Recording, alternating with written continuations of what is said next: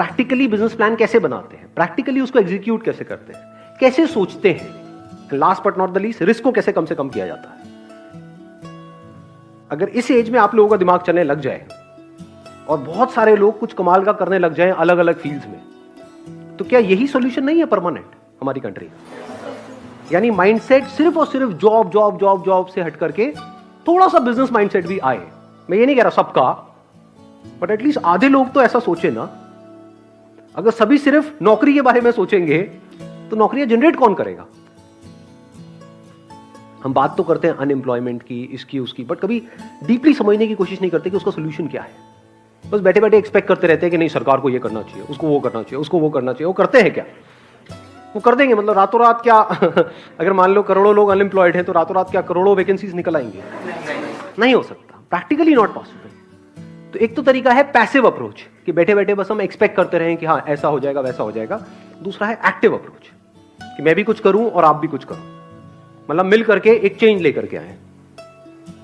तो I am thinking from a broader perspective कि country के पॉइंट ऑफ व्यू से हम क्या कर सकते हैं, किस तरीके से कर सकते हैं। हर एक की फैमिली की अपनी अपनी कंडीशनिंग होती है। फॉर एग्जाम्पल आपके पेरेंट्स डॉक्टर हैं तो वो क्या चाहेंगे? देयर इज स्ट्रॉन्ग पॉसिबिलिटी वो चाहेंगे आप भी डॉक्टर बनो। दोनों गवर्नमेंट सर्वेंट्स हैं तो वो क्या चाहेंगे? तो आपको भी गवर्नमेंट जॉब लेनी है, तब आप सक्सेस हो, नहीं तो आप निकम्मे हो, नहीं तो आप फेलियर हो। ऐसे ही होता है, माइंडसेट बन जाता है बेसिकली। तो जैसे ही जो आपका बैकग्राउंड है, जो आपकी कंडीशनिंग है, बचपन से जिस तरीके से उन्होंने अपनी लाइफ को देखा है, उससे अलग आप कुछ भी करोगे तो वो आपके अगेंस्ट हो जाएंगे फॉर श्योर। तो अब वहां पे सॉल्यूशन क्या है?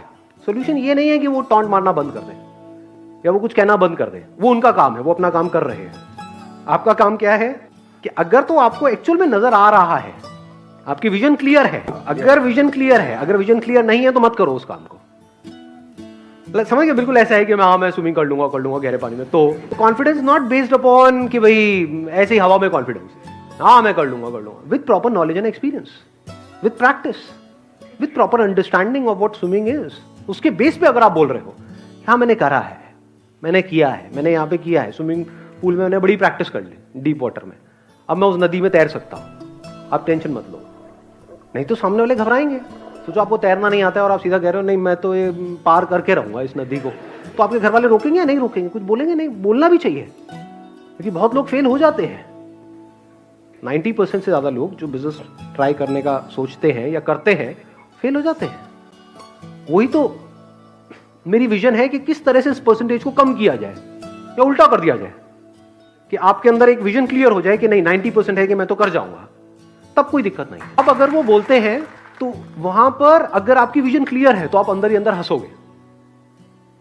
हंसते नहीं हंसते जब हमारी विजन क्लियर होती है। तो इसी तरीके से जब आप कुछ कर रहे हो और अगर आपकी खुद की विजन क्लियर है, प्रॉब्लम ये है, प्रॉब्लम वो नहीं है। अगर आपकी विजन क्लियर नहीं है और वो बोल रहे हैं उस वजह से आप नहीं कर रहे हो, तो ये आपके लिए भी अच्छा है, उनके लिए भी अच्छा है। नहीं तो खुद भी मरोगे, उनको भी मारोगे।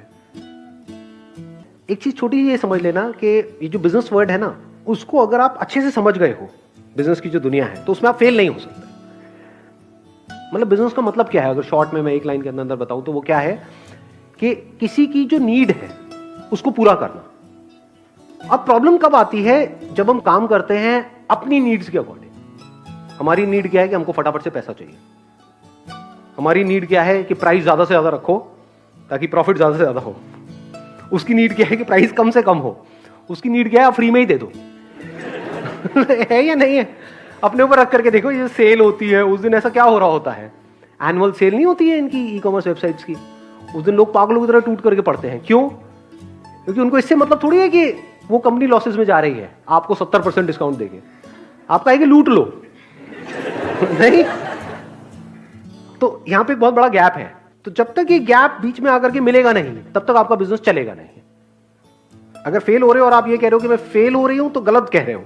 आपको क्या कहना है? अच्छा मुझे अभी समझ नहीं आया कि एक्चुअल में नीड क्या है, मैं उसको क्रैक नहीं कर पा रही हूं। समझना मैं क्या कह रहा हूं कि आपको लगा, मतलब एक्चुअल में तो आपको पता ही नहीं ना मार्केट की नीड क्या है।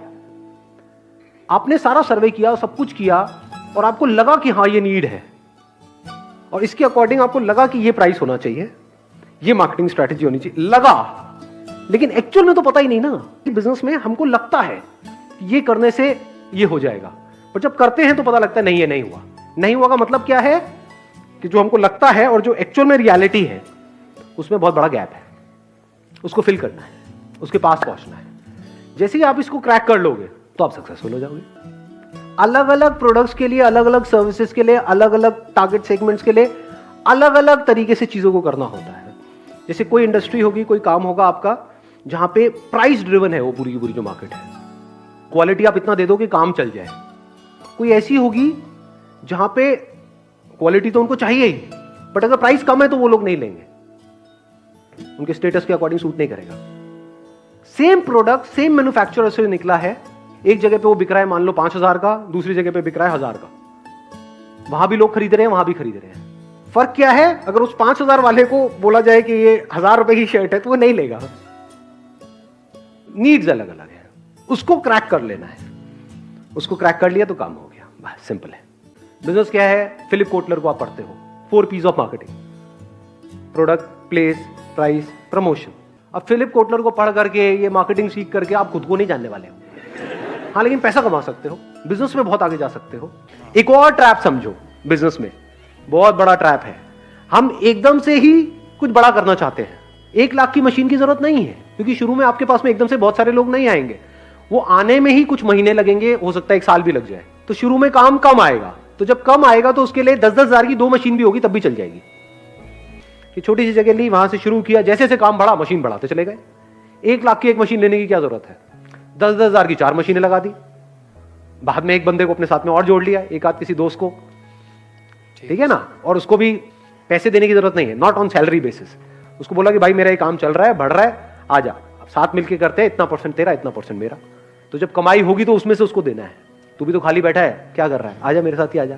बिजनेस में फोकस चाहिए। Yes sir. गड़बड़ क्या होती है? जब हम एक काम को शुरू करते हैं, पहले डिफाइन नहीं करते अपनी बाउंड्रीज को। जो भी काम आता है, जैसा भी काम आता है, हाँ मैं कर दूंगा, और फंस जाते हैं। समझ गए? बिजनेस में आगे बढ़ने के लिए हाँ बोलना इंपॉर्टेंट नहीं है, ना बोलना ज्यादा इंपॉर्टेंट है। इनफैक्ट बिजनेस में एक अच्छे आइडिया से ज्यादा जो इंपॉर्टेंट है वो है कि किन आइडियाज को आप रिजेक्ट कर रहे हो। मतलब इससे इंपॉर्टेंट कि आप किन आइडियाज को इंप्लीमेंट कर रहे हो, इससे बड़ी जो आपको क्वालिटी चाहिए वो ये है कि कैसे आइडियाज को रूथलेसली छोड़ा जाता है। चाहे वो आपकी टीम ने दिया, वहां पर तो छोड़ना बड़ा सिंपल होता है कि भाई मैं बॉस हूं, चल भाई तूने आइडिया दिया तो बेकार ही होगा, छोड़ दिया। बट हमने खुद एक आइडिया हमारे माइंड में आया है, तो वहां पर पूरी तरह से अनबायस्ड होना बहुत इंपॉर्टेंट है। चाहे वो आइडिया यहां से है, चाहे वहां से है, कहीं से भी है। बेकार है तो बेकार है, बढ़िया है तो बढ़िया है। मतलब उस आइडिया की हमको पहले डेप्थ में जाना है, जो बेकार है उसको छोड़ते चले जाना है। यानी कम चीजें करनी है लेकिन उसको अच्छे से करनी है। Business is not about doing too many things.